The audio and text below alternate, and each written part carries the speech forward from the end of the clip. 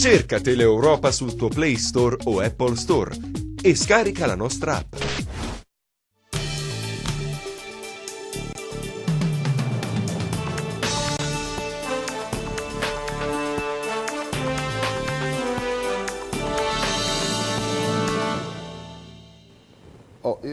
Questo libro qui che faccio vedere mi è piaciuto molto, Solo andata, scritto da Franco Pellegrini, che è direttore generale della Fondazione Giuliani. Intanto grazie per essere con me stasera e perché come dire, accetti di parlare di questo libro. Questo libro si chiama Solo andata, è una storia bella, affascinante per certi versi, una storia che anche come testimonia, e qua dentro c'è, l'amore per questa città che ti ha dato di Natale, Cosenza. Tu hai lasciato Cosenza all'età di 8 anni, i tuoi hanno detto... 7 per la precisione storica. Ricordi tutto praticamente? Assolutamente 7 anni, hanno detto guarda, ci trasferiamo a Roma e da lì comincia no? Questo viaggio tormentato all'interno dei sentimenti, della passione, dell'amore per questi 7 colli. È vero questo, io rivendico, non so se è un merito, ma ho una forma di testardaggine sterile, la mia assoluta fedeltà a Cosenza, il mio grande amore a Cosenza, che ha tagliato, ha attraversato tutta la mia vita nelle sue espressioni umane, professionali, un po' di esperienza politica, seguendo quello che in fondo era un'indicazione che dava Giacomo Mancini, di cui sono stato amico, e che ho sentito ripetere in un filmato qualche settimana fa. Ed era l'invito al ponte di esatto, in occasione dell'inaugurazione del ponte di Calatrava. In quel filmato Giacomo Mancini, sindaco della città a quel tempo, ricordava che il primo impegno di un cosentino che ama la sua città è di parlarne, raccontarla, dirne i pregi, richiamare l'attenzione della comunità nazionale e anche internazionale su questa città.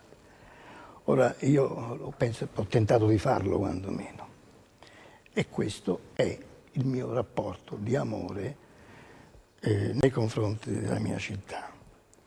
Però il titolo introduce una seconda sensazione, sì. perché il titolo iniziale era Andata e ritorno.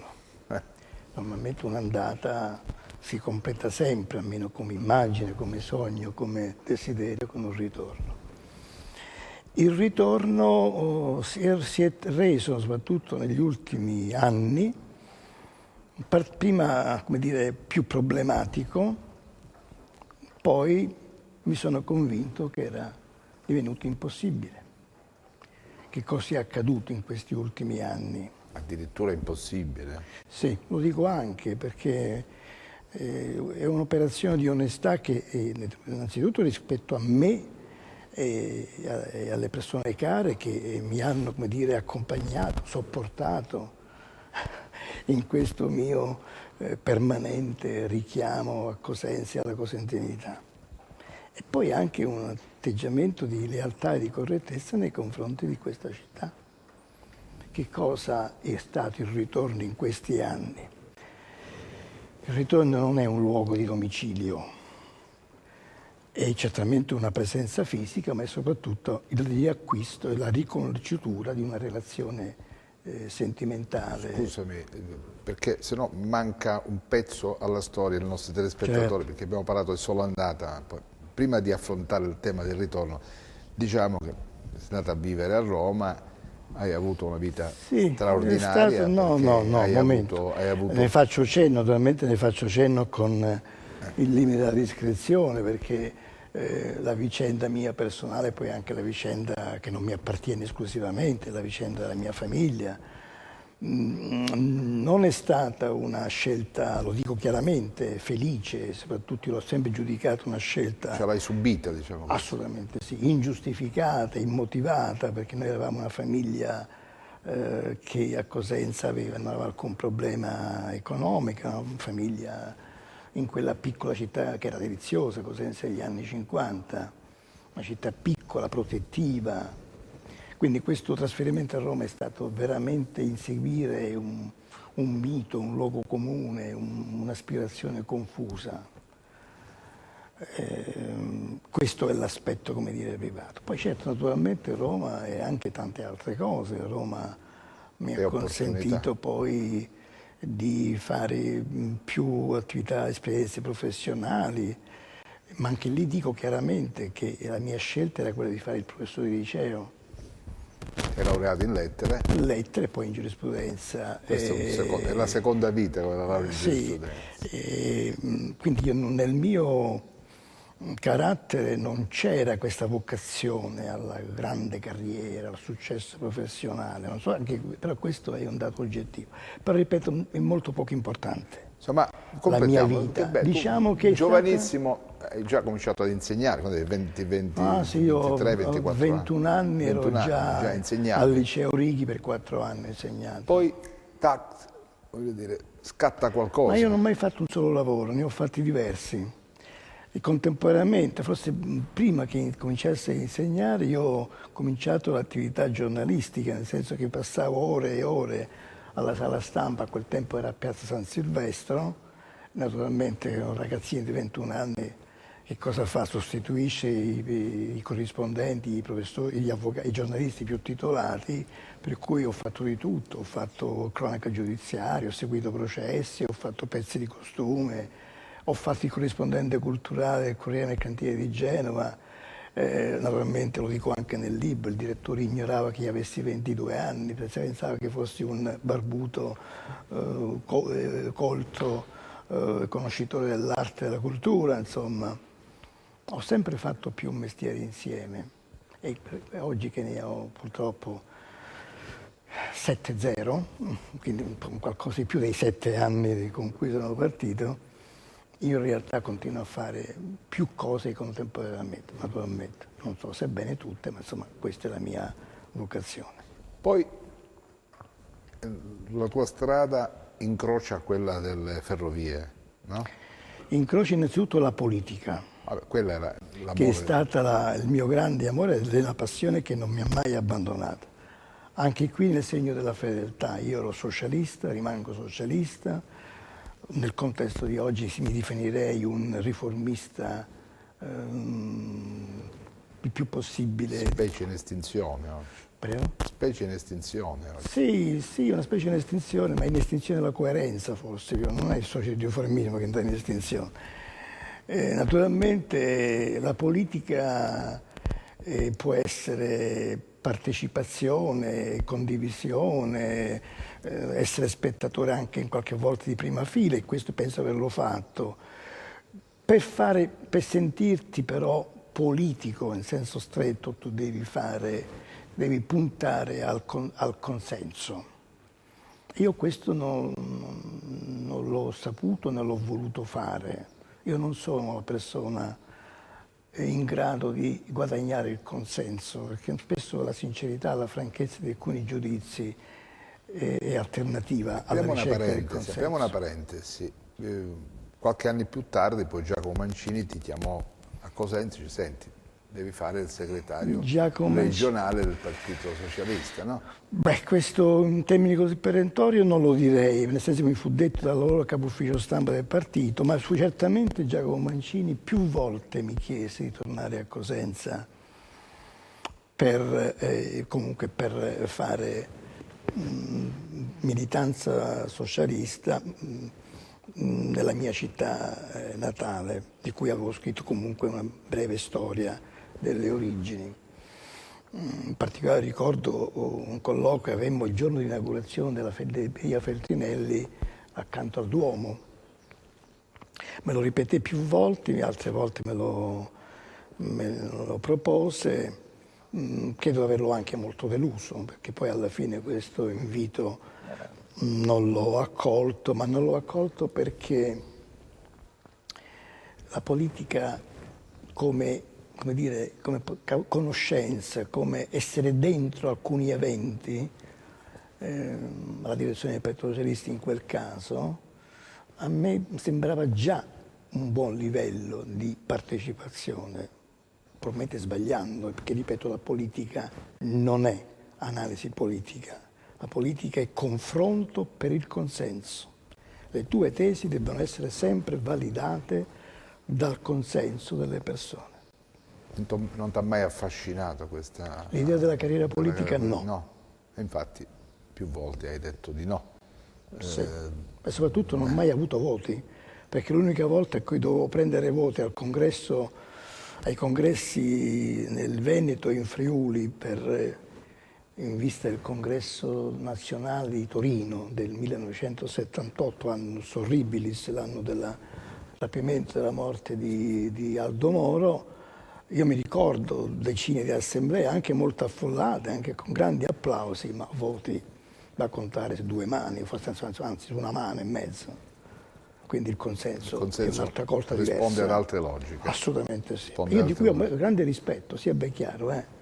Chi ha migliaia di voti non è una persona che si inventa. Certo, oggi naturalmente è più facile, visto che spesso si è catapultati da qualche ras romano, ma insomma il consenso come acquisto della stima e della fiducia dei cittadini è una cosa molto difficile e anche molto meritevole. Senti, lasci l'insegnamento e partecipi ad un concorso per dirigenti alle ferrovie dello Stato. Ero già però consulente aziendale, però, quindi fondamentalmente si trattava di togliere qualcosa da questo albero molto fronzuto delle cose che facevo e di entrare nelle ferrovie. Forse il concorso neanche sarebbe stato necessario, che ero già un ordinario di liceo.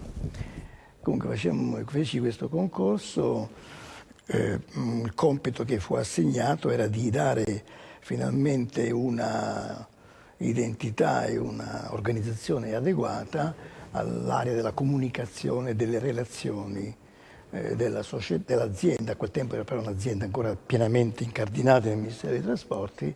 Di lì a 2 anni però, no, di lì a qualche anno in più, nel 1986 diventò un ente pubblico economico, gli anni della famosa presidenza Ligato, della lottizzazione selvaggia, eccetera, eccetera, e quello che era un ufficetto da 4 soldi, tanto per intenderci, di un'azienda dominata dagli ingegneri, se ne va uno laureato in lettere che si occupa di comunicazione, è come dire che insomma tu non entri neanche dall'anticamera dell'anticamera nel tempio ferroviario, perché a quel tempo era molto, come dire, chiuso, molto selettivo il mondo ferroviario. Però poi guadagni spazi, attenzione. Gli spazi li creano soprattutto le circostanze, perché la comunicazione, le relazioni esterne significava ufficio stampa, pubblicità, cerimoniale, rapporti istituzionali, eccetera, con le ferrovie a forte valenza politica. Ligato era un deputato, ex deputato DC della Calabria, i membri del Consiglio di amministrazione erano tutti ex parlamentari o ex dirigenti sindacali, in rappresentanza di tutti i partiti, un'esperienza da questo punto di vista unica, ma non in positivo, unica e spero anche irripetibile. Ne diventa naturalmente invece un'avanguardia, un punto di snodo importante. Faccio un accenno rapido, perché io in realtà nella prima versione di questo libro avevo dedicato quasi 100 pagine a questa esperienza e resto convinto che quel periodo, al di là della mia modestissima esperienza personale, andrebbe conosciuta, perché con molta facilità è stato liquidato sì. Quell'anno. Quell'anno è, come dire, la prova generale della peggiore prova che la lottizzazione partitica ha dato in questo Paese. Io personalmente mi sono trovato a mia insaputa in uno scontro, chiamiamo così genericamente P2 anti-P2, perché il candidato a prendere il mio posto era il giornalista Nebbiolo, Gio Nebbiolo, notoriamente iscritto, ma non iscritto, ma qualche manifestazione di devozione forte al signor Gelli, che era destinato al mio posto. Io, insomma, se penso a quel periodo, mi rendo conto ancora oggi, di tanti anni, che è stato un periodo terribile, perché una cosa è leggere che ci sono queste... Una cosa è viverle poi, Una cosa è respirare quell'aria. No? E accenno nel libro, ma ripeto, meriterebbe qualcosa di più questa vicenda, legato in nome della calabresità, credo, ma anche naturalmente una sua valutazione politica personale, non favorì l'operazione Nebbiolo e per non favorirla, naturalmente mi chiese di essere particolarmente attivo e presente in quella stagione.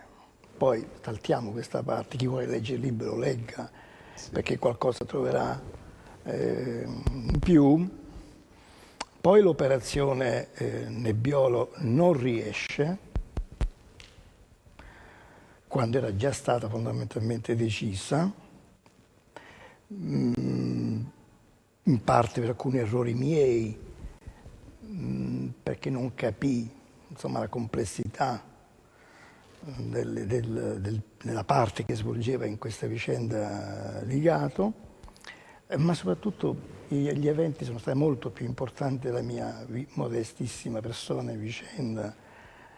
Io resto convinto che quando era già pronta e confezionata la nomina di Nebbiolo al mio posto, ci fu un'iniziativa della Procura di Bologna, mi pare, che, se ricordo male perché è passato tanti anni, ma fondamentalmente portò formalmente sul tavolo degli accusati il vertice della P2 in relazione a un attentato stragista ferroviario. Sì. Saltiamo, andiamo avanti. Tu eri presente il giorno dell'inaugurazione della ferrovia di Cosenza, no? Ero lo speaker ufficiale. Speaker ufficiale. Ecco, che impatto hai avuto quando tornavi nella tua città? Ma io per la verità immaginavo, come sempre, c'è sempre uno scarto fra quello che è l'aspettativa e poi la realtà. E lo scarto è che quella inaugurazione avvenne quando già le tensioni, anche sindacali, all'interno delle ferrovie stavano esplodendo. Ligato, che io dico fra tanti errori che certamente ha commesso, è stato però un uomo intelligente. Io, nella mia convinzione, c'è anche stato vittima di una... famoso lenzuolo d'oro, un'inchiesta. Sì, lenzuolo d'oro. Ogni tanto in Italia si inventa lenzuolo d'oro, cose di platino, insomma. Lenzuolo d'oro, quel poco che so, lenzuola d'oro erano lenzuola ignifughe. Insomma, se quello è lo scandalo per cui c'erano 1000 motivi per far cadere quel vertice delle ferrovie, non c'era bisogno di lenzuola d'oro o d'argento o di carta.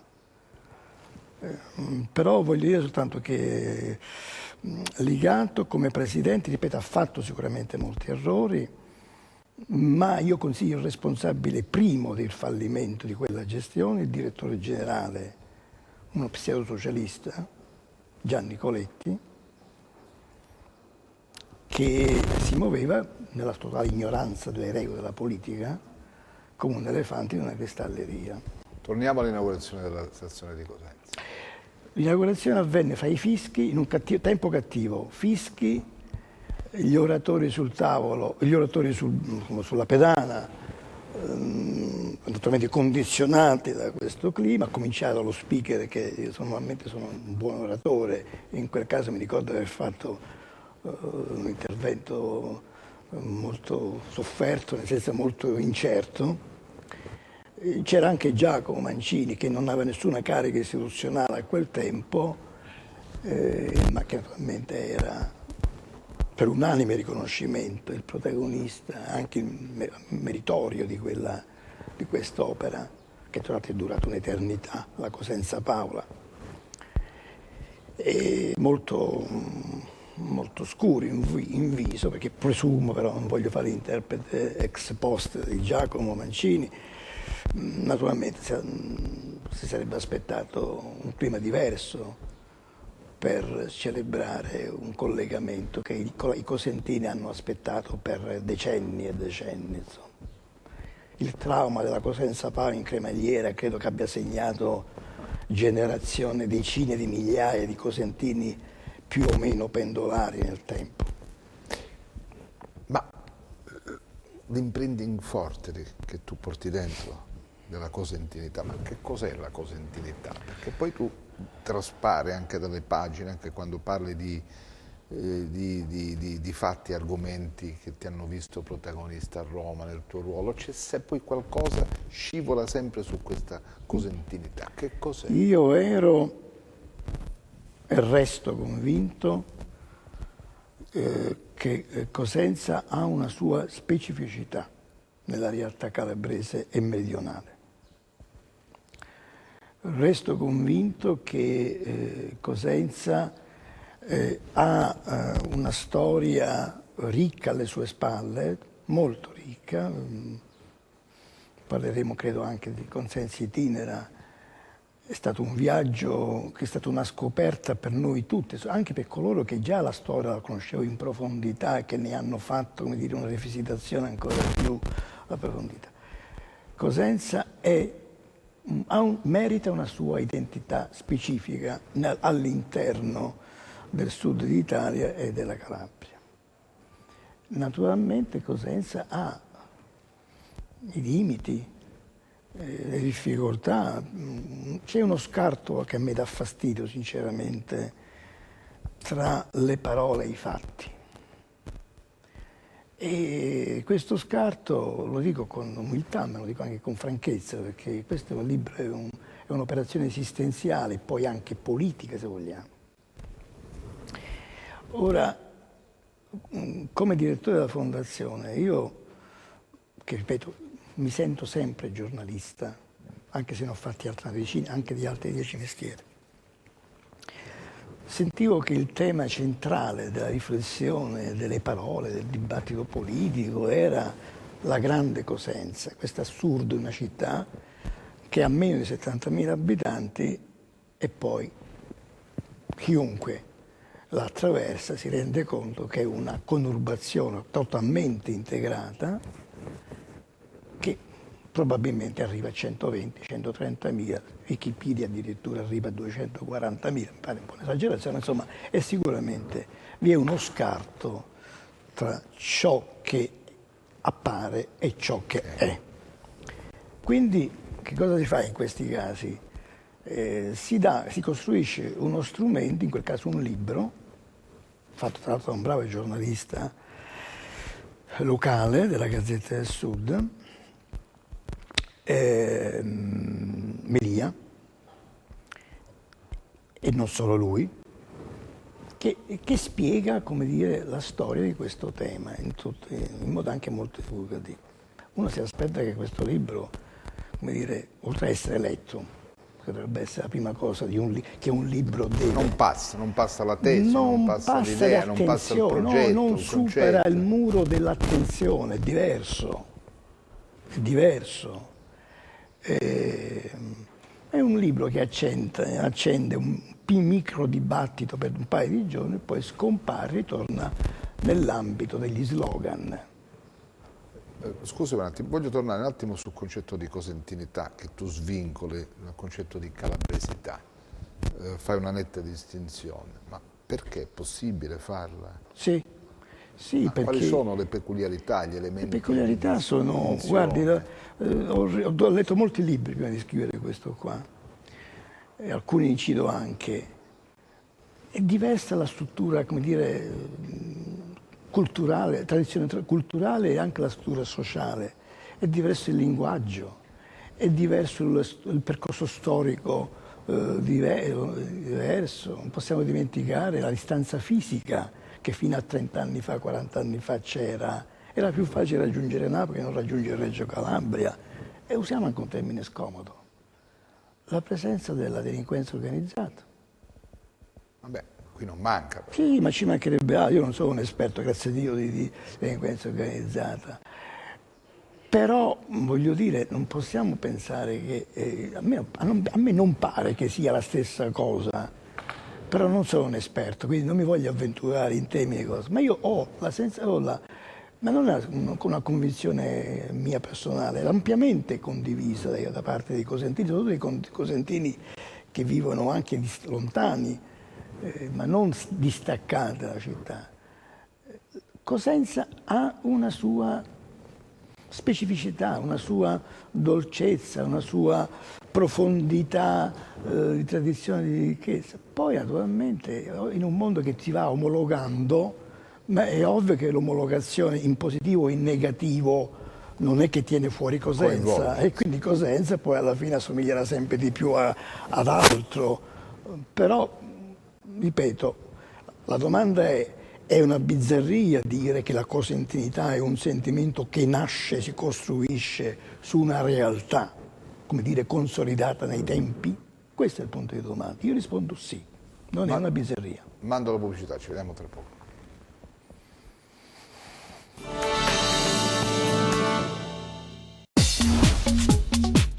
Cerca Teleeuropa sul tuo Play Store o Apple Store e scarica la nostra app.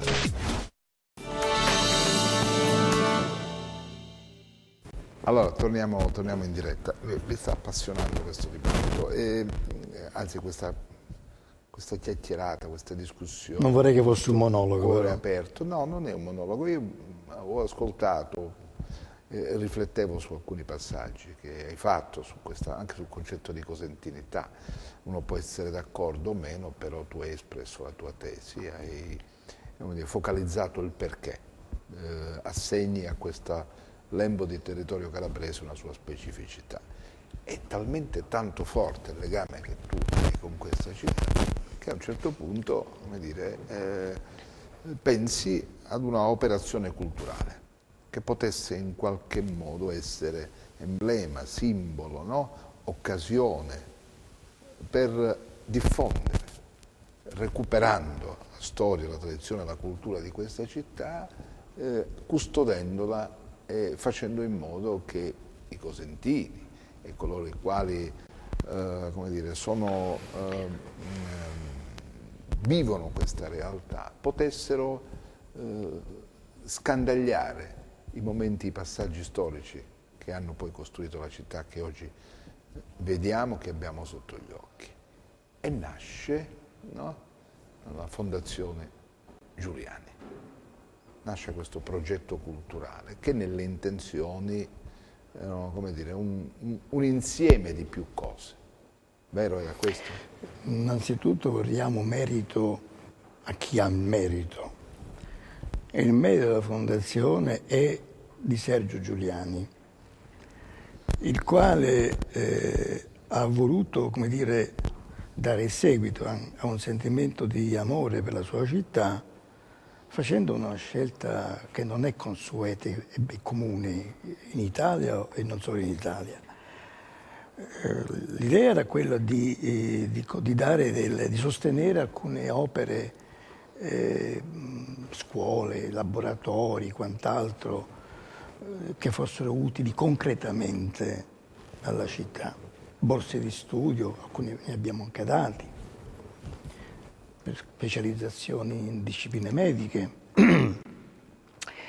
Poi quest'idea rapidamente diventa ancora più ambiziosa nel rapporto con il sindaco conosciuto in quella circostanza, l'architetto Chiuto, e si taglio le tappe intermedie naturalmente e si conclude con la decisione di acquistare Villa Rendano, che era destinata non solo all'oblio, ma al suo decadimento strutturale. Prima era sede di Italgas. Dismessa di Italgas.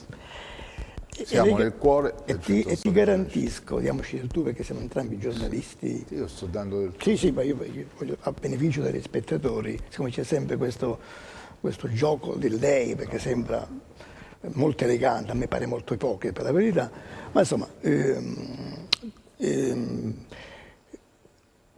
mi devi credere che noi abbiamo speso i primi mesi, ma non pochi,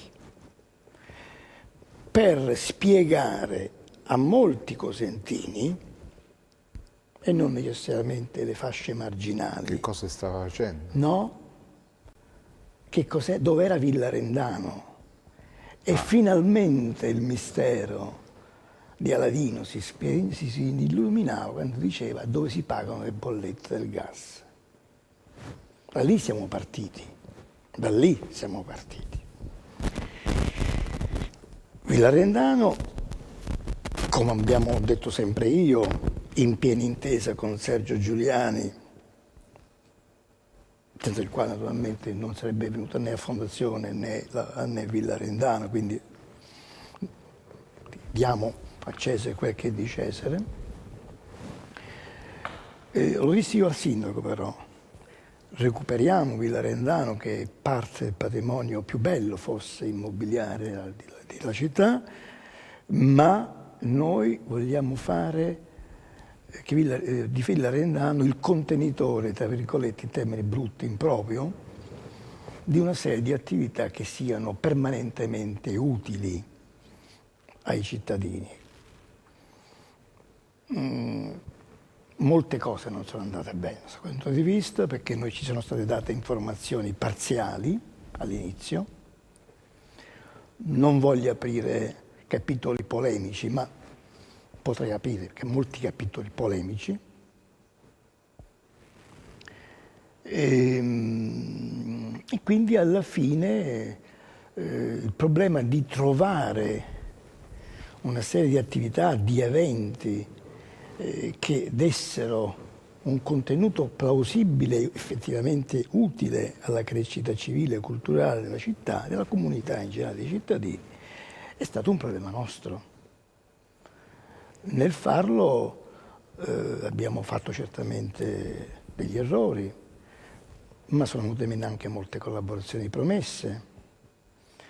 Abbiamo puntato da subito a una relazione forte con alcuni docenti dell'università, nel comitato scientifico. Abbiamo avuto 3 edizioni diverse del comitato scientifico e io comunque sono grato a tutti, perché comunque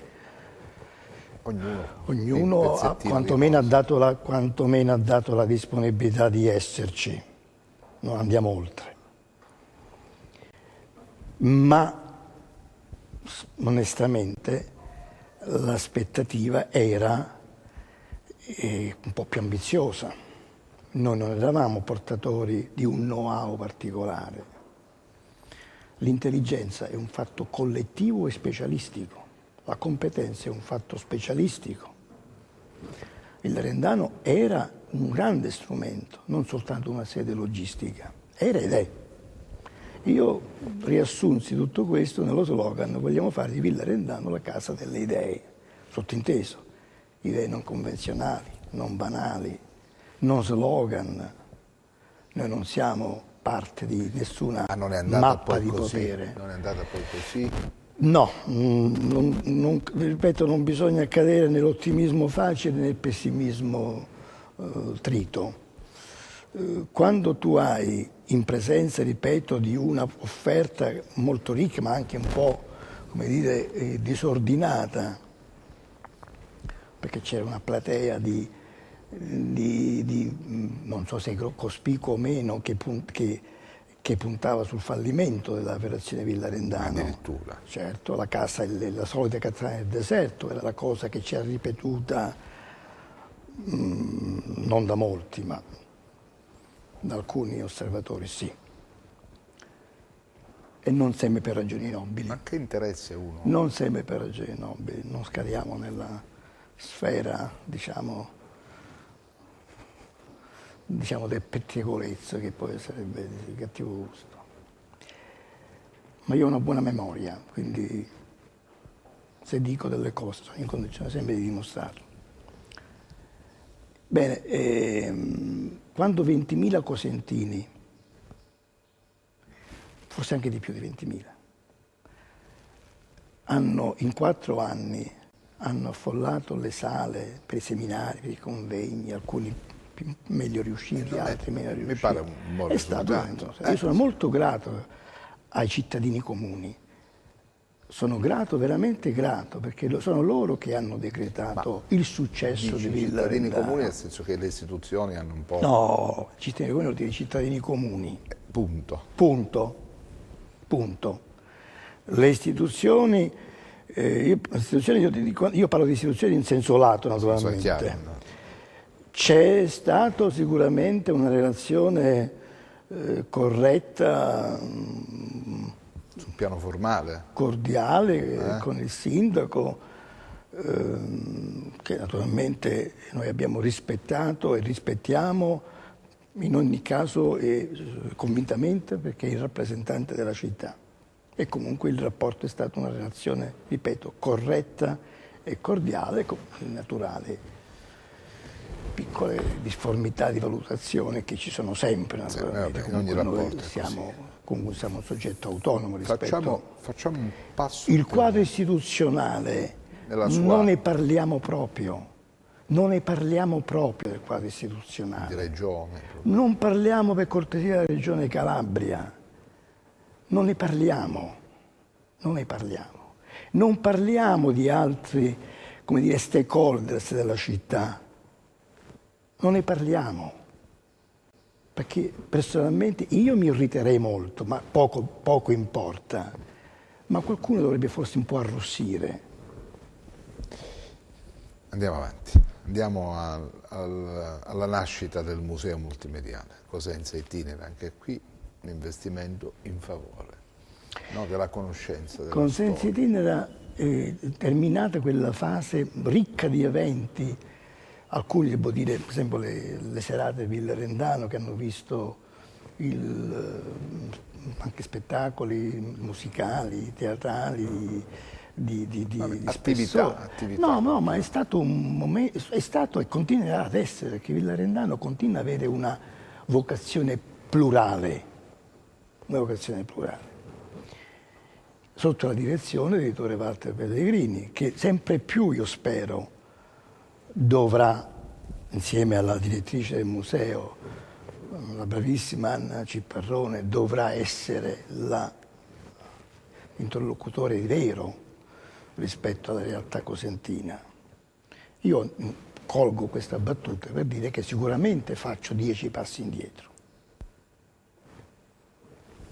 In che senso? Nel senso che la mia valutazione, come si evince dal libro, è di grande gratitudine e apprezzamento, di ammirazione addirittura, per tanti cittadini cosentini. Se io penso agli insegnanti che in questi mesi di Cosenza Itinera, con entusiasmo, sì, con una dedizione, quando vedo quei ragazzi dalle medie ai licei, all'università, nel progetto scuola-lavoro, calati fino in fondo nella scoperta della conoscenza, del marketing museale, vedi una faccia luminosa e pulita dell'umanità, rispetto alla quale forse la mia vecchia vocazione di insegnante emerge, io rimango commessa. Io sono grato ai cittadini di Cosenza, tutti, ammirato in questi primi mesi di vita di Cosenza Itinera di quello che ho visto soprattutto da parte dei ragazzi, studenti e dei loro magnifici insegnanti, che sono gli eroi di questa società. E anche qui, punto. Perché il resto, no? Come dire, col museo ha avuto un rapporto di scarso feeling, possiamo dire così? Chi? Il resto, abbiamo parlato di studenti, abbiamo parlato dei cosentini, degli insegnanti, dico, il resto, torniamo alle istituzioni, ha avuto sempre un rapporto un po' di scarso feeling, di mancanza di... Io cito sempre cose che ho detto pubblicamente, perché io non sono un politico, non rappresento nessuno, sono un cittadino qualunque. Ma il Presidente della Regione ha visitato un museo? Ma non ne parliamo proprio, non esiste proprio. I consiglieri regionali hanno visitato? Ma non esiste proprio. Gli assessori regionali? Ma non esiste proprio, non esiste proprio. Il giorno di inaugurazione lo dissi presente il sindaco, che fece un bellissimo discorso e fu ricco e generoso di apprezzamenti.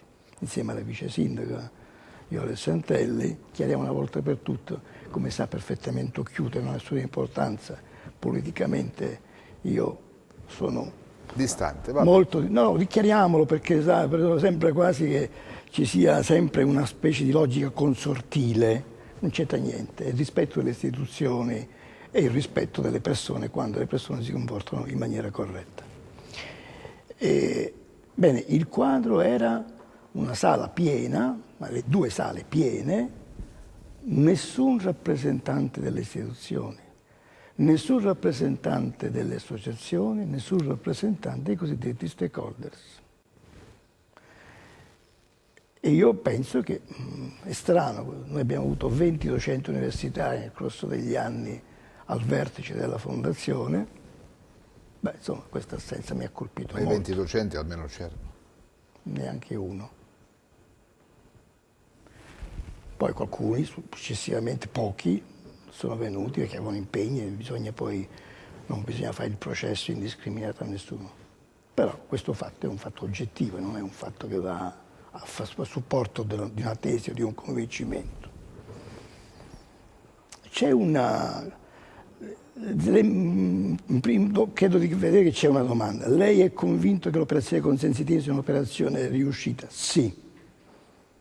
È un'operazione che non è conclusa naturalmente. Consensi-Tinera nasce dalla più ampia, rigorosa ricerca storica sulla città di Cosenza, pluridisciplinare, che sarà tra l'altro oggetto di una pubblicazione ad hoc di Anna Ciparrone, sta crescendo molto nella comunità museale nazionale, molto, grazie al lavoro anche di Anna Ciparrone, soprattutto di Anna Ciparrone. Già comincia ad avere alcuni riconoscimenti in sede europea. Non è un'operazione conclusa, perché la storia, il progetto museale è un progetto che parte di un progetto più vasto, che è quello di fare a Villa Rendano il focus della conoscenza della storia in tutte le sue articolazioni di questa comunità. Quindi non si chiude qui. Non è chiuso qua, finito. Naturalmente dobbiamo misurare le risorse, che non sono soltanto risorse economiche, dobbiamo misurare il consenso, dobbiamo misurare la utilità. Vabbè, pare che però dal punto di vista del consenso e dell'utilità ce l'abbia il museo. A giudicare dalle presenze, a giudicare, leggevo. Beh, innanzitutto io penso che le presenze, che sono state già abbastanza significative, debbano essere, poi potrebbero essere ancora, ma non è un problema di numeri. C'è un episodio che io non cito nel libro, ma che invece mi ha molto ispirato invece nella storia del libro. Io dico l'evento, non faccio nomi perché per correttezza ci dovrebbe essere un contraddittorio. Io il 21 dicembre ho mandato una lettera a mia firma. Io difficilmente firmo lettere, direttore generale della Fondazione Giuliani, ho una visione vera molto realistica, come dire, minimalista del mio ruolo, quindi, nel quale dicevo fondamentalmente una cosa di cui resto profondamente convinto. Consensi-Tinera nasce per volontà della Fondazione Giuliani, ma non può rimanere nel perimetro della Fondazione Giuliani, perché quello che è il museo storico multimediale della città, nel suo divenire e nelle sue diverse declinazioni, è sicuramente parte del patrimonio della città, patrimonio immateriale sicuramente da subito, in una prospettiva futura, sicuramente anche patrimonio giuridico della città. Mandi questa lettera, che succede? La risposta Questa lettera, mi devi dare un minuto per chiarire. Questa lettera dice molto chiaramente quello che ho detto fino adesso. Diciamo che noi abbiamo selezionato 6 stakeholders. Cosenza non ha 50 banche non ha grandi finanziarie, non ha grandi nuclei industriali, quindi voglio dire, gli stakeholder sono quelli. Non c'è neanche bisogno di fare i nomi perché lo sanno tutti. E dico quindi, vi chiediamo di condividere questo progetto, proprio per sottolineare che questo processo di costruzione non è un processo affidato monopolisticamente all'iniziativa della Fondazione o delle persone che collaborano con la Fondazione. L'invito ad incontrarci per mettere a fuoco questo fatto, chiarisco che gli oneri del progetto sono tutti a carico della Fondazione, ipotizzo che in quell'incontro si possa trovare anche una forma di contribuzione economica non quantificata. Onestamente, devo essere sincero, non ci siamo mai posti il problema di quantificare. Io personalmente al massimo pensavo a 5.000 euro, ma io in realtà non pensavo a questo. Pensavo a quelle forme di affiancamento, di volgarizzazione, di promozione che questi stakeholder sicuramente hanno o possono avere. Nessuno ha risposto a questa lettera. Neanche per dire nessuno ha risposto a questa lettera. Vi è stato, non dico il nome, un atto di cortesia in un incontro diretto di uno di questi signori, che noi naturalmente non potevamo prendere, perché l'offerta era un'offerta complessiva. Una società famosa del territorio ha risposto che i soldi per la pubblicità erano finiti, quindi di provare nel 2019, che un direttore generale, anche il più scafesso, scrive una lettera per chiedere un contributo di pubblicità, e onestamente non mi è mai capitato di sentirlo dire. Altri soggetti molto noti in città non hanno replicato, con alcuni c'erano anche rapporti di amicizia o di stima personale, eccetera, eccetera. Io questo evento non lo considero un evento normale. Non lo considero un evento normale, perché, ripeto, non sentire che tutto il progetto Villarendano, e in questo caso specificamente il progetto Consensi Itinera con quello che anticipa, è veramente il tentativo, vogliamo dire un po' velleitario, può darsi, ma sicuramente il più coraggioso, il più strutturato a vantaggio dell'identità e della cultura, della consapevolezza di questa città. Ma questo è un dovere che ogni soggetto che rappresenta pluralità di interessi. Invece non è passata questa. Non è passata, te l'ho detto in che modo. E questa cosa io la considero un fatto grave. Ma questo farebbe, come dire, venir meno o scemare l'entusiasmo che sia reto protagonista di un'operazione del genere? No. No? Noi non possiamo legare dietro i Consensi Itinera c'è, a parte gli esterni, i professionisti esterni che hanno collaborato, naturalmente correttamente pagati, ma c'è l'impegno faticoso di persone che c'è quella comunità di cittadini che merita grande rispetto. Quindi a quella che si... Io penso alla comunità della gente normale, che non ha bisogno di frequentare salotti, che non si gratifica facendo 5 volte la vasca di Corso Manzini, che non si autoincensa e non si percepisce come protagonista assoluto della società. Quindi è lì. Il nostro mondo è la comunità dei cittadini. Quindi Consensi Itinera continuerà con assolutamente questa mission, sì, con la consapevolezza però che c'è, non vogliamo dare giudizi perentori,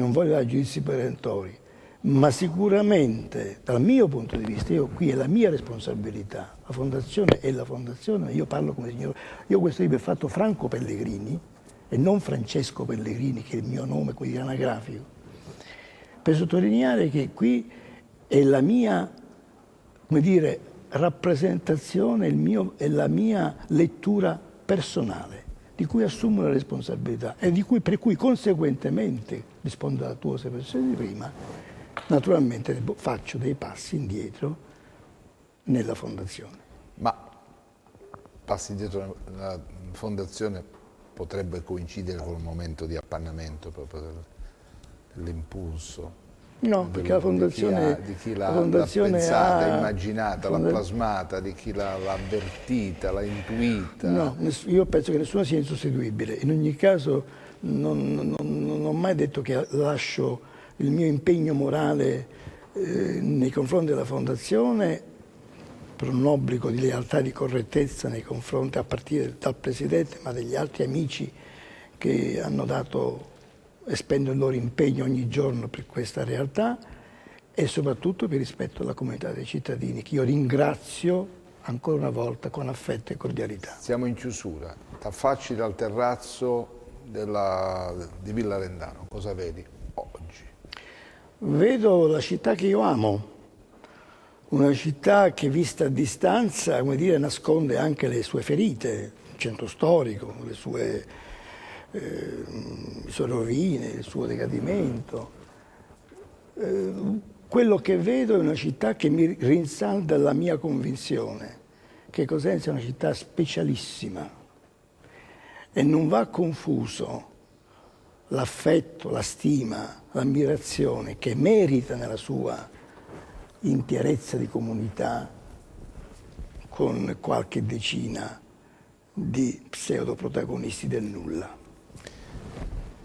Grazie a Franco Pellegrini, abbiamo parlato di tanto, ma abbiamo iniziato parlando di questo tuo libro Solo andata. C'è un'andata e c'è un ritorno sempre. Il ritorno a volte non è come lo abbiamo immaginato, agognato, sognato, però è un ritorno. Il ritorno vuol dire anche, come dire, immettere nel mondo di ieri, anche se è rimasto nella fantasia, nell'immaginazione, dentro di noi, nell'anima, le esperienze accumulate nel viaggio, che sono tante, sono molteplici, arricchiscono e creano occasioni. Sono tanti che possono fare un ritorno più convinto e più fruttuoso. Grazie a Franco Pellegrini, grazie a te. Grazie a voi che ci avete seguito, ci vediamo domani.